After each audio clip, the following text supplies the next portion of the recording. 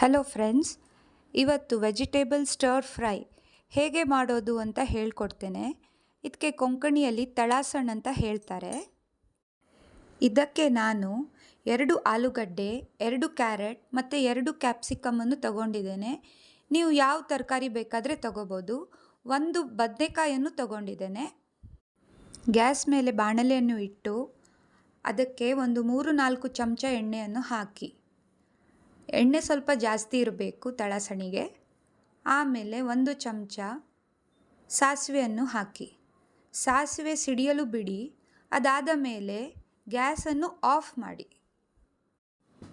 ಈಗ ಬಿಸಿ ಎಣ್ಣೆಯಲ್ಲಿ ಮೆಣಸಿನ ಪುಡಿ 2 ಚಮಚ,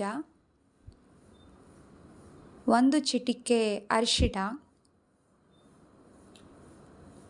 ಹಾಗೂ ಸ್ವಲ್ಪ ಇಂಗು ಇದು ಹಾಕಿದ ನಂತರ ಗ್ಯಾಸನ್ನು ಆನ್ ಮಾಡಿ.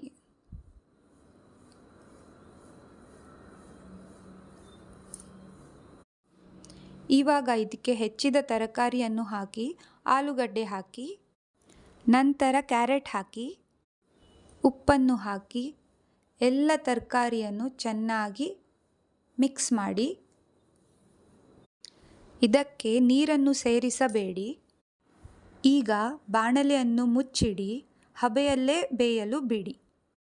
ತರಕಾರಿ ಅರ್ಧ ಬೆಂದ ನಂತರ ಇದಕ್ಕೆ ಕ್ಯಾಪ್ಸಿಕಮನ್ನು ಸೇರಿಸಿ.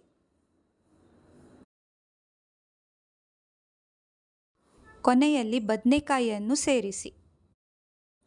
ತರಕಾರಿಯನ್ನು ಚೆನ್ನಾಗಿ ಮಿಕ್ಸ್ ಮಾಡಿ ಬಾಣಲೆಯನ್ನು ಮುಚ್ಚಿಡಿ. 5 ನಿಮಿಷ ಬೆಂದ ನಂತರ ಗ್ಯಾಸನ್ನು ಆಫ್ ಮಾಡಿ. ಸೂಪರ್ ಆದ ತರಕಾರಿ steer fry, vegetable steer fry ರೆಡಿಯಾಗಿದೆ. ಎಲ್ಲರೂ ಇದನ್ನು ಮಾಡಿ ನೋಡಿ.